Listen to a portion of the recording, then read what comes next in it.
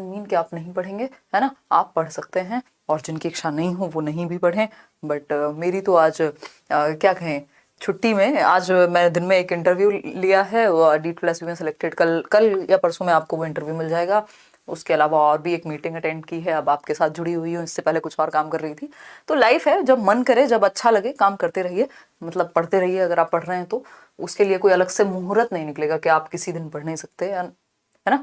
चलिए खैर, 16 दिसंबर, और बीच बीच में जब मौका लगे तो जी भी लीजिए, जिंदगी है, थोड़ा बहुत एंजॉय भी कर लीजिए। तो सीटेट ऑनलाइन पेपर डिस्कशन है, 16 दिसंबर की शिफ्ट है। लाइक शेयर सब्सक्राइब आप करते जाएंगे जैसे जैसे आते जाएंगे, क्योंकि सेशन आपको फॉर श्योर पसंद आना ही आना है और आपको हेल्प करेगा एग्जाम में, क्योंकि ऑनलाइन पेपर जो हुए हैं उसी के अनुसार वही क्वेश्चंस हैं। टेलीग्राम पे ही आपको पीडीएफ मिल जाएंगी, कई सारी पीडीएफ्स आपकी पेंडिंग इकट्ठी हो गई हैं, वो मैं बैठ के जैसे ही मुझे फुर्सत मिलेगी सांस लेने की तो मैं आपके साथ डिस्कस कर दूंगी, मतलब शेयर कर दूंगी वो ऑनलाइन पीडीएफ्स, और जल्दी ही नोट्स भी आपको मिल जाएंगे, जो फ्री नोट्स आपको टेलीग्राम पे मिलने हैं। इसके अलावा अगर आप सीटेट की तैयारी कर रहे हैं और एनरोल होना चाह रहे हैं किसी भी बैच में और कंप्लीट टीचर्स के साथ पढ़ना चाह रहे हैं, तो करियर विल ऐप डाउनलोड करके इन बैचेस में एडमिशंस ओपन है, एक बार चेक कर लीजिएगा। हो सकता है दशहरा का कोई ऑफर हो, मेरी इस पे बात नहीं हुई है, बट ऐसी पॉसिबिलिटी है।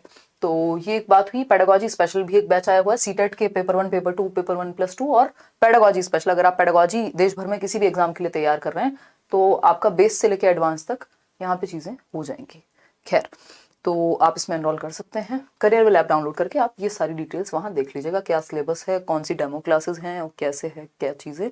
अब आते हैं आपके सीधे सीधे क्वेश्चंस पे। 30 क्वेश्चंस करेंगे फटाफट से।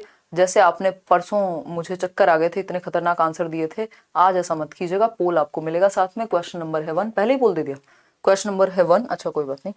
क्वेश्चन नंबर है 1, which of the following statement is correct about the process of development of an individual. अलग अलग सब्जेक्ट के भी हम प्रीवियस ईयर क्वेश्चंस करेंगे जल्दी ही, है ना। पेपर आपका दिसंबर में ही होगा। निम्नलिखित में से कौन सा कथन व्यक्ति के विकास की प्रक्रिया के बारे में सही है, यानी प्रोसेस ऑफ डेवलपमेंट के बारे में कौन सी एक बात राइट है, सही है, बताइए फटाफट से। 4 ऑप्शंस हैं और आपको एक चूज करना होगा यहाँ, ठीक। पहला ऑप्शन है इट इज यूनिडायमेंशनल इन नेचर, यानी एक आयामी होता है। तो ये बात बिल्कुल गलत है कि डेवलपमेंट जो है वो मल्टी डायमेंशनल प्रोसेस है, बहुआयामी होता है। फिजिकल, कॉग्निटिव, सोशल, इमोशनल, 4 प्रकार के विकास के आपके 4 मुख्य प्रकार हैं। तो ये यूनिडायमेंशनल नहीं हो सकता। यूनि का मतलब होता है जैसे यूनिफॉर्म, यूनिवर्सल, मतलब सबके लिए एक जैसा, सार्वभौमिक टाइप, ठीक। तो ये यूनिडायमेंशनल यानी सिर्फ एक आयाम या एक टाइप नहीं है विकास का, तो ये गलत हो गया। It is influenced only by heredity, only लिख दिया तो गड़बड़ है ना। ओनली वाले ऑप्शंस थोड़े एक्सट्रीमिस्ट हो जाते हैं, तो ओनली नहीं हो सकता, हेरिडिटी एंड एनवायरमेंट बोथ से, यानी आनुवंशिकता और वातावरण दोनों से प्रभावित होता है।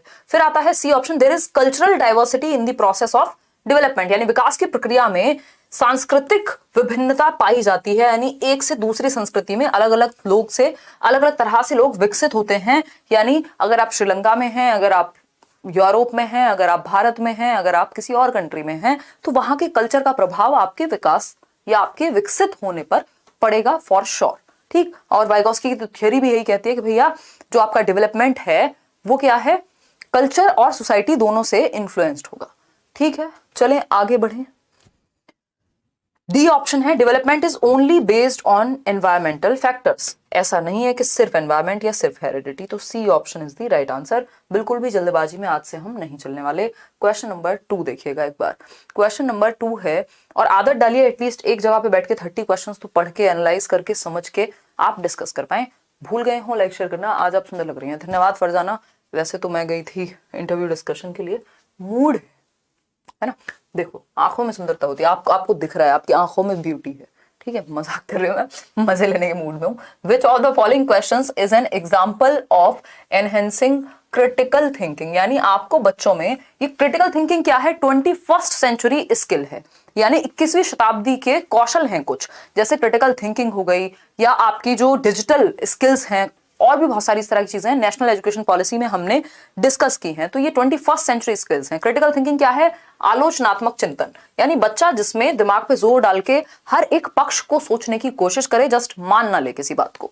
तो पहला ऑप्शन है find out what people living around coastal areas usually eat and why, यानी पता करो कि तटीय इलाके में रहने वाले लोग क्या खाते हैं और क्यों खाते हैं वो जो खाते हैं। ये मान लीजिए वो सी फूड खा रहे हैं तो क्यों खा रहे हैं। तो इसके लिए बच्चे को बहुत सारे क्वेश्चंस तलाशने होंगे, खुद से पूछने होंगे, समझना होगा, जानना होगा बहुत सारी चीजों के बारे में। तो ये ओपन एंडेड क्वेश्चन हो गया। इस तरह के क्वेश्चंस हमेशा बेहतर होते हैं जिससे बच्चों की सोच पे, उनकी थिंकिंग प्रोसेस डेवलप होगी। Name 10 states of India. अब इसमें तो सिंपल बच्चे के ब्रेन में रिकॉल पावर लगेगी उसकी, इसमें कोई क्रिटिकल थिंकिंग नहीं है ना। आप अपने आप थोड़े ना बना दोगे कोई स्टेट। आपने क्या सोच लिया, 10 स्टेट में तो सिंपल जो याद था आपकी मेमोरी में सेट था वही निकाल के बता दिया आपने कि भैया एक उत्तर प्रदेश है, एक मध्य प्रदेश है, एक फलाना है, एक ढिमकाना है। ठीक। राइट टेबल्स फ्रॉम 2 to 10, ये भी आपकी एक प्रोसेस है, प्रोसीजर में जो आपने याद किया हुआ था उसी के अनुसार आप टेबल लिख देंगे। फिर आता है D option, memorise and recite the given poem, यानी दी गई कविता का सुस्मरण करना, याद करना। ट्विंकल ट्विंकल लिटिल स्टार, इसमें कोई क्रिएटिविटी, कोई क्रिटिकल थिंकिंग, कोई दिमाग पे जोर कुछ नहीं है, सिंपल मेमोरी पावर यूज हुई है ना। तो अगर हम कहें तो ए ऑप्शन एकमात्र सही उत्तर है जब हम बात कर रहे हैं क्रिटिकल थिंकिंग। क्रिटिकल थिंकिंग मतलब ये नहीं है किसी ने कहा बिल्ली रास्ता काट जाए तो ये हो जाता है। आपने सोचा समझा, फैक्ट्स देखे, लॉजिक ढूंढा उस चीज में, रिफ्लेक्ट किया, चिंतन किया, मतलब विवेचन किया प्रॉपर। ऐसे नहीं है कि एवं बस मान ली कोई चीज। तो सोचने पे ओपन एंडेड थॉट कहाँ है, वो सिर्फ ए ऑप्शन में है, बाकी सब तो मेमोरी वाले या वन वर्ड आंसर टाइप हैं। Open ended A option, critical thinking आपकी लगी है इसमें। क्वेश्चन नंबर 3 देखिएगा। क्वेश्चन नंबर 3 क्या कहता है भाई, प्यारा सा सवाल है। क्वेश्चन नंबर 3 कहता है आ स्टेज थियोरी ऑफ डेवलपमेंट। बहुत ही अच्छा सवाल, बहुत ही प्यारा क्वेश्चन, इस पे हमने बात की है, ये पेपर में आने से पहले हमने डिस्कस किया हुआ है। और ये ऐसा क्वेश्चन है जो जनरली ना तो आप पढ़ते हैं कहीं, ना ही आपको पढ़ाया जाता है ना। देखिएगा, खैर वीडियो क्लीन क्यों नहीं लग रही है तो आप अपने एंड पे क्वालिटी अपग्रेड कर लीजिए। ऑप्शन होता है एडवांस्ड क्वालिटी का, उसमें जाकर के जो भी हाईएस्ट क्वालिटी हो उसके साथ आप चले जाइए। पहला ऑप्शन है ना। अच्छा जुल्फिकार पढ़ लो, पढ़, है ना। देखिए क्वेश्चन नंबर 3 है, अ stage theory of development explicitly emphasises which of the following principles. ये क्वेश्चन जितने लोगों ने सही किया है उनको अपने लिए ताली बजानी चाहिए, है ना, तुक्के में नहीं, अगर समझ में आया है तो। विकास का चरणीय सिद्धांत यानी स्टेज थियरी, जिसमें एक स्टेज होगी, फिर दूसरी स्टेज पे जाएगा बच्चा, फिर तीसरी, फिर चौथी, इस तरह से स्टेजेस होंगी, यानी कॉम्प्लेक्सिटी का लेवल जो है वो बढ़ता जाएगा। ठीक है। तो explicitly emphasises which of the following principles, किस सिद्धांत पे फोकस करती है स्टेज थियरी। बताइए कितने लोगों ने कितने % आंसर दिया, दिखाना जरा इसमें। 65 क्या करें, ए ऑप्शन। कहाँ है आपके लिए थोड़ा बहुत पानी, जिसको हम चुल्लू भर कहते थे, हैं, देख सकते हो आप इसको, है ना।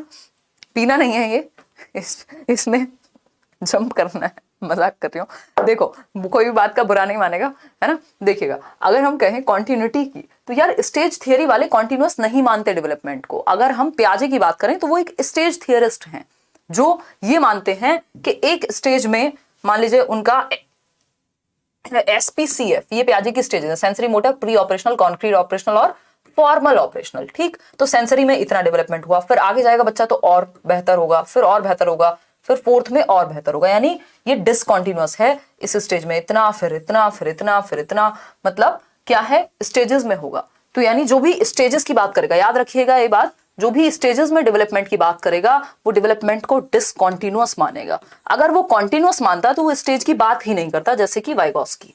ठीक है ना। ये असतत है, क्यों, क्योंकि ब्रेक हो रहा है हर बार स्टेज में, नेक्स्ट स्टेज में होगा, स्टेजेस में बांट दिया गया है, तो डिसकॉन्टिन्यूटी कहते हैं इसको हम, है ना। तो पियाजे जो है वो डिसकॉन्टिन्यूअस मानेंगे डेवलपमेंट को, अगर इस तरह से समझने का प्रयास किया जाए तो। ठीक है ना। लेकिन अगर हम वाइगॉस्की की बात करें तो ना तो उन्होंने कोई एज दी है किसी एक पर्टिकुलर कि भैया लॉजिक इस एज में आएगा या इस स्टेज में आएगा, उन्होंने कुछ नहीं कहा ऐसा, है ना। ना तो एज ना तो स्टेज, उन्होंने कहा डेवलपमेंट क्या है, कॉन्टिन्यूअस है भैया, जैसा माहौल मिलेगा, जैसा समाज, जैसी संस्कृति, वैसा विकास। सतत विकास की बात कौन कर रहे हैं, वाइगॉस्की कर रहे हैं। तो अब आपको ये शायद आइडिया लगा होगा कि कितना गलत जवाब आपने दिया था, बहुत ही खराब जवाब था वो।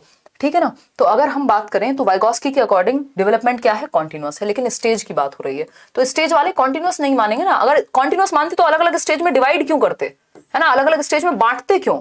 अगर निरंतर मानते तो, अनिरंतर मानते हैं तभी तो अलग अलग स्टेज में अलग अलग चीजों को डिवाइड किया हुआ है। विकास की अनिरंतरता का सिद्धांत, B option is the right answer. ताली बजा दीजिए अगर आपने ये क्वेश्चन सही किया था तो समझते हुए।